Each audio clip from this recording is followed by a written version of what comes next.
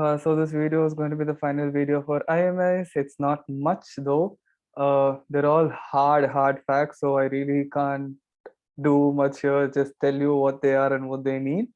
But if you do want to remember them, I would really you, love for you to go through the slides that sir has given. So let's start. Yeah. So we already saw what audience measurement system was and the rest. So this is a basic the industry overview. What happened in 2020 was that there was a dip. There was a big dip in the media entertainment industry. It was by 24%. This number is very important. Just remember, by 24%, 439 billion, but then 24%. So what basically happened was that other than digital and online gaming, the rest of the media industry went down, and print is gone. Print is absolutely gone. So it's all content right now, digital content. Everybody's reading the news on the phone. Now next, TV did not introduce any new production. Every content that we were consuming during the pandemic time was old content. Something mental. So like old content.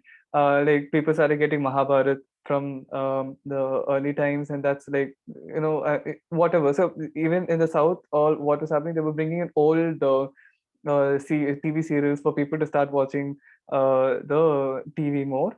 But then there was no new generated content for which the industry had to put in investment, which could not have been done because of the restrictions. It was bad. It was really, really bad. So what happened was, other than digital saw growth like around 16% or something. Again, gaming saw a huge growth because of awareness in gaming. I'll come to gaming next. All of this is what do you say, is from the feature report. In 2023 to 2025 is when a certain expected growth is seen, but then it's going to take much longer than that. Hopefully it's by 2025 or 23. I guess that is it. Other than this, there's not much there. Am I missing something?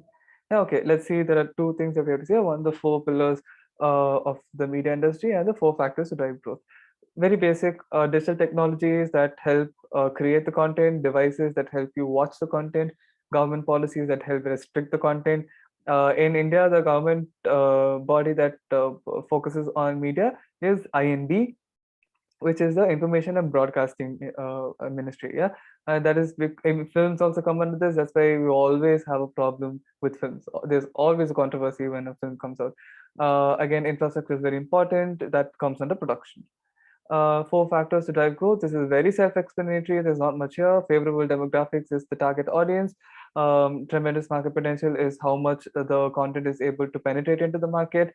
Talent availability are all the people who work for the particular media content, either the writers, the producers, the actors, and so on. And increased digital consumption, how we are going to increase consumption. I mean, there's not much to explain here. It was a dip, it was a dip, it was a dip. All you're going to see over here, it was bad. It was bad during 2020. That's much it, right? And over here, how you create content. This is a general block diagram. Uh, you create the content, you figure out how the content is going to work in your particular target audience or your market. You broadcast a content, or you you print product the content. Broadcast has gone. The word has lost all meaning today.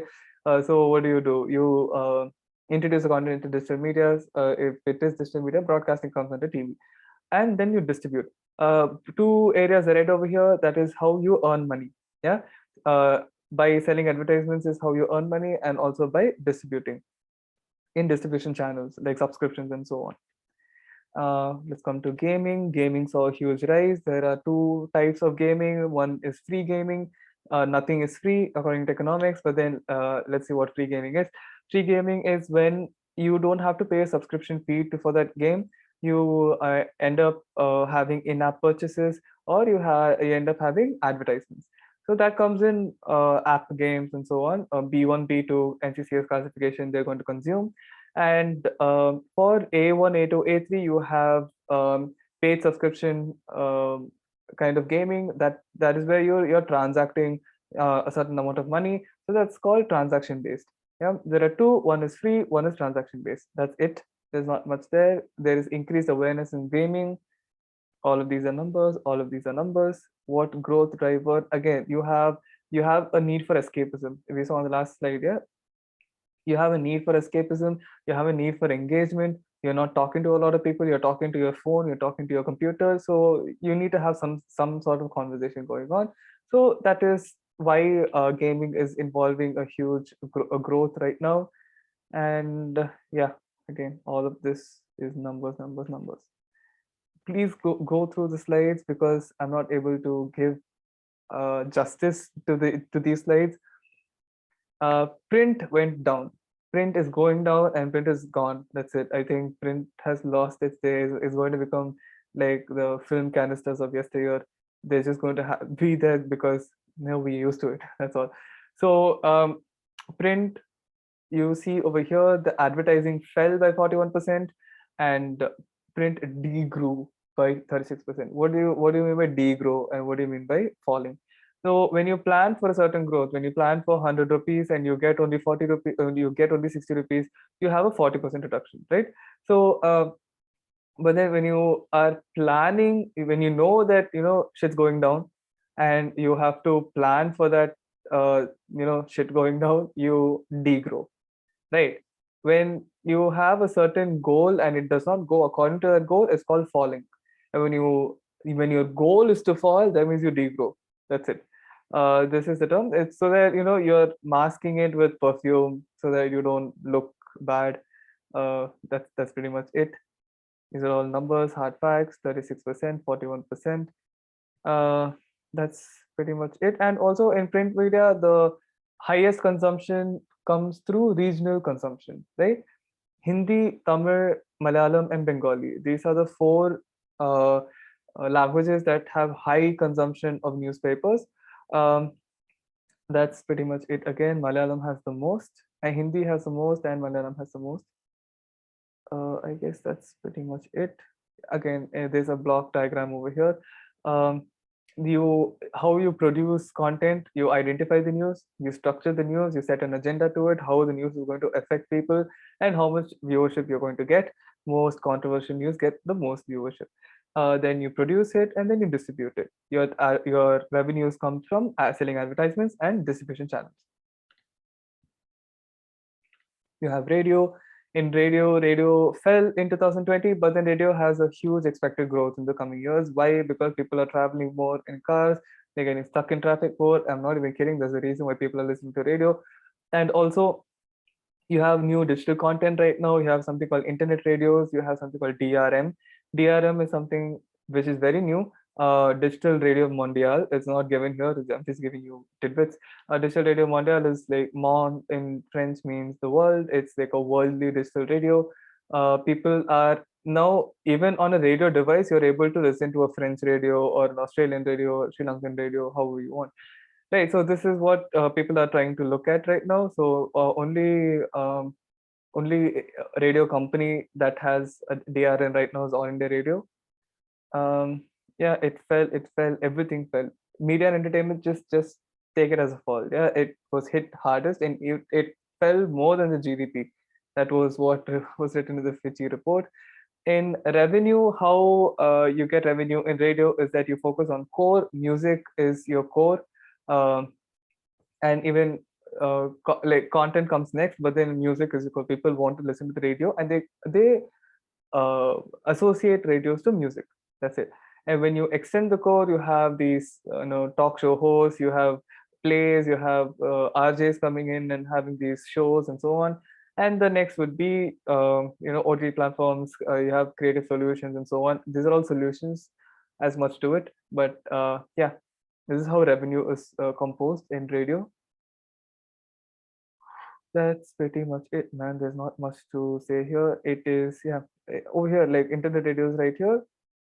And obviously, advertising is going to come to internet radio over here. There is a very positive outlook for radio in the future. Hopefully, it becomes well. Come to TV. TV history and perspective, you don't need to read much over here. It's okay. In 1959, we did not have a capitalistic market. We were in a socialistic market.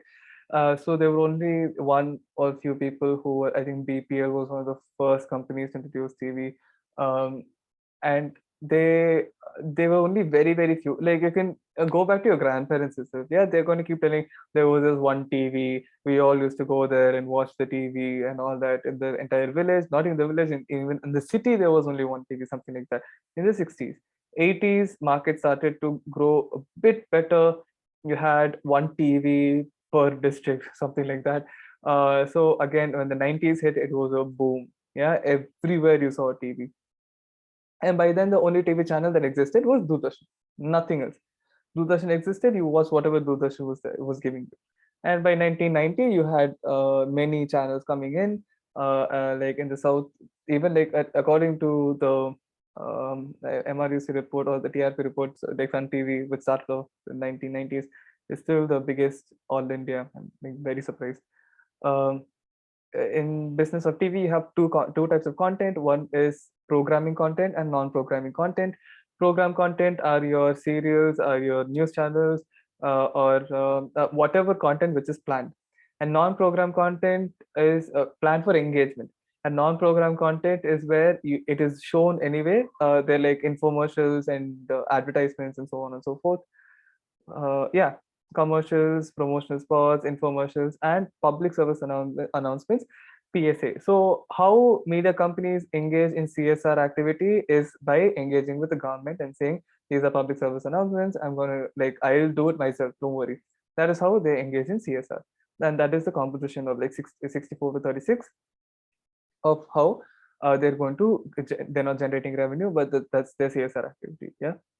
Uh, Again, there is, okay, the kind of growth that we see in TV is FTA. So like free to air channels are the channels that you don't have much revenue going there. Like once you have, it's like a trickle down effect, right? If you're releasing a movie in the theaters, it'll next come to the OTT platform. After comes to OTT, you get it in TV. In TV, you have like subscription channels, you have like Star and so on.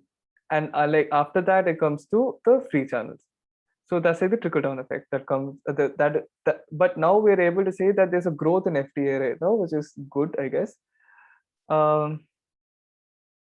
Right now, where else? There was only one other statistic that I wanted to go through. Yeah, so yeah, the re-emergence of DD traders. This is where I was talking about how FTA channels are increasing. What else? GEC is something. Oh yeah. So general entertainment channels, which is GEC, under which comes the FTA. Right here we saw. So and now content is changing. Content is king. It is no longer the channel that you're watching. Before, people used to watch MTV because it was MTV, right? And now, even if it's like a sucky channel, but the content is amazing, you're gonna watch the content because you want to watch the content. People are growing in terms of content consumption, which is good, hopefully. But the type of content that's growing, I don't know. This There was a success of Nagin here, so I don't know. Again, so we're changing a shift in consumption and content. You have, before it was family-based dramas because our parents were more into such dramas, and now we're into a fantasy world that we can't live in. So that kind of content. Yeah, that's pretty much it. All of these are hard facts. Okay, there at the end there'll be something, right? Yeah. So this is how you make money. Revenues by advertising. Again, I told you like revenues by subscription, or which is distribution, advertising, and new media syndication. So you have old content and you resell it. That is how you get revenue as well. And the others is cost. You create I mean, you create, you produce, and you market. That is how the costing works. And finally, we come to digital. Digital would be any, like, let's say YouTube or something. So that would be the digital media. Anything digital saw growth. Digital media saw a growth in 6%. Gaming saw somewhere around 18 something. Consumption, people were always on the phone, and people would continuously. We are still continuously on our phone. We're continuously consuming videos or just media in general through digital means. and it's much more easier for market penetration into digital media. I'm just seeing if there's something that I'm missing out importantly. Not much though. You just have to you just have to remember that it was digital and gaming that's all growth during 2020, and that is it. This is Sir's final thought. But again, this is something that comes in Gramsci's hegemony. And that is it, my friends. We are done with IMS portions, hopefully. But please, please, please go through the slides so that I don't miss out on anything. Please don't depend only on these videos, because there are much more hard facts in these 4, 5, 6 slides than any others. If he's asking them for MCQ, if there is an MCQ, then it will come under that. Yeah. All the best for IMS, for end term. Hopefully there is a subject next year that I'm able to teach you guys. Bye bye.